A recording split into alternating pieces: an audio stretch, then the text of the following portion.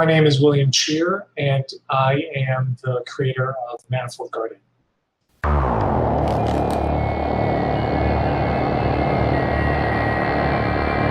Welcome to Artsplained, the show where I explain art.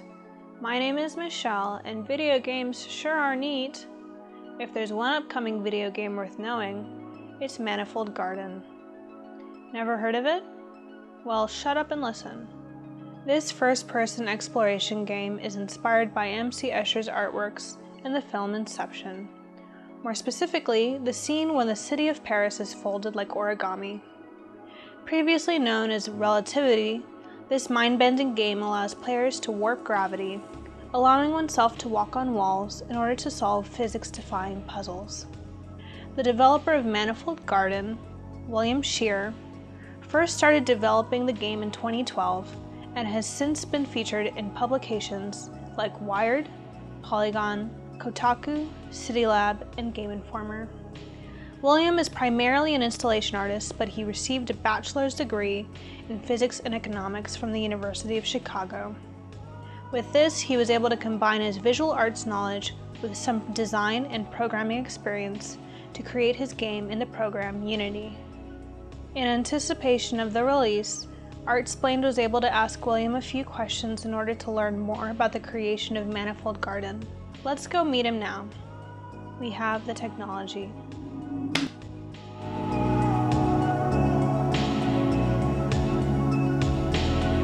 As a kid, he was probably one of the artists that you see fairly often just because they have his work on the cover of math textbooks and so on.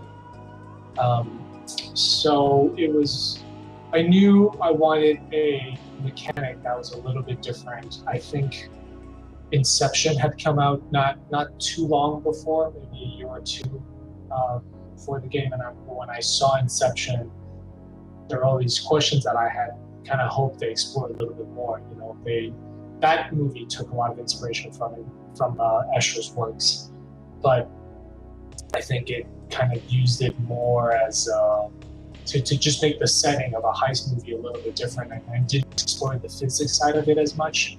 And so I kind of wanted to do that with the game.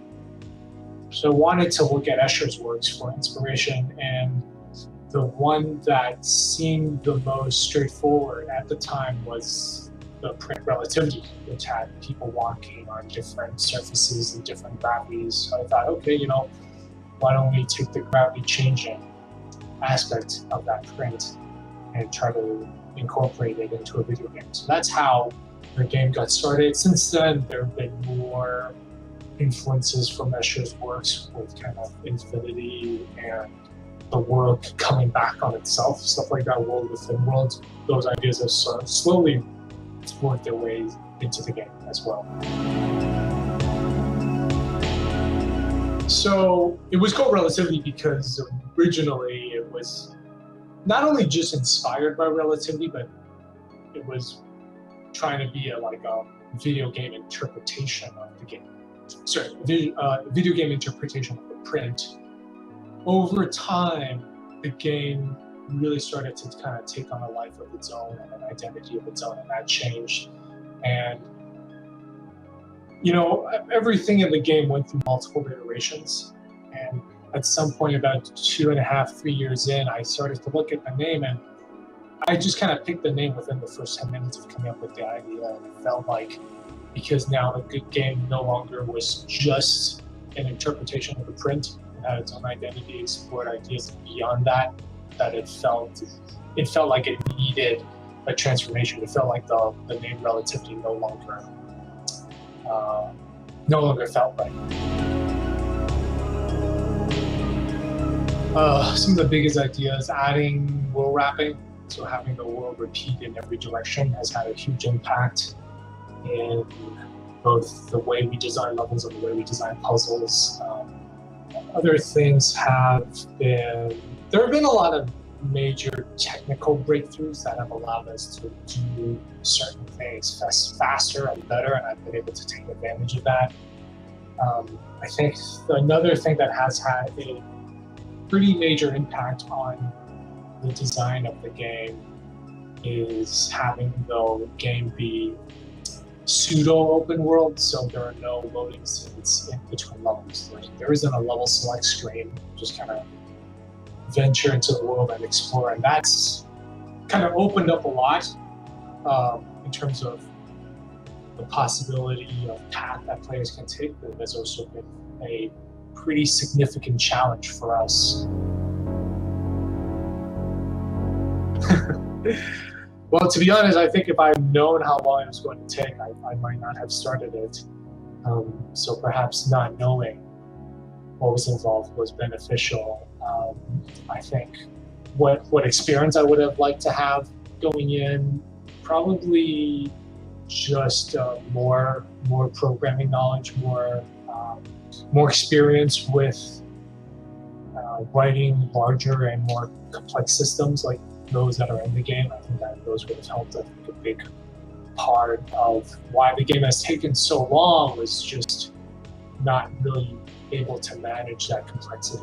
I mean, I am able to do that now, but I made a lot of mistakes getting to this point. Well, first of all, I hope they have a good time playing it. I hope that they enjoy themselves. And for me, the game is, I call it counterfactual physics. So it's asking questions, what if physics were this way instead of the way we're familiar with? So I'm hoping that, one, they get a sense of feeling like a scientist and an explorer into the unknown, that they walk away feeling like they went on this journey of discovery and mastery. And then I hope that through that, maybe gain an appreciation of how the world works. I think it can be very easy to take for granted physics in our everyday life. Of course, things fall down. Of course, gravity works this way. But maybe when you look at it in the context of here were other possibilities of how physics could have unfolded, maybe that kind of brings back the sense of wonder for physics in our daily lives.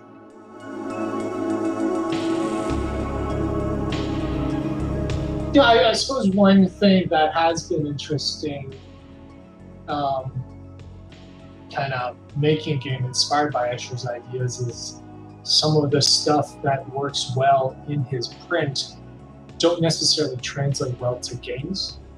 And an example is, I actually tried to create the world in relativity, but in the game, that level is actually much too confusing, because I think when you're just working on a print,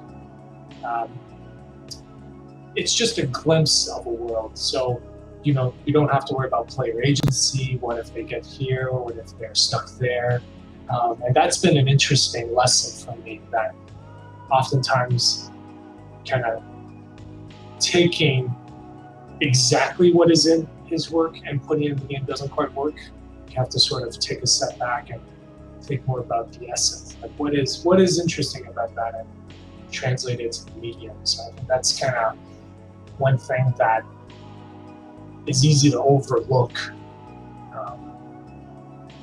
in that process of taking some of these ideas and making it interactive, making it, you got kind of it's like taking a postcard of a place and then trying to build out the place itself.